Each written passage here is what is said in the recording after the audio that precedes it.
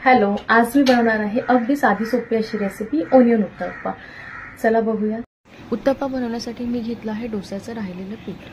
Pan चांगला गरम झाला की त्यामध्ये तेल किंवा बटर घालून चमच्याच्या सहाय्याने एक उत्तप्पा त्यामध्ये तयार करायचा। छान असं गोल फिरून घ्यायचं। आपल्याला हवं तसं मी एकदम छोटे साईजचेच करते। आता ह्यामध्ये वरून घालायचे बारीक चिरलेला कांदा, बारीक चिरलेला टोमॅटो, सोबतच बारीक चिरलेली हिरवी मिरची आणि कोथिंबीर।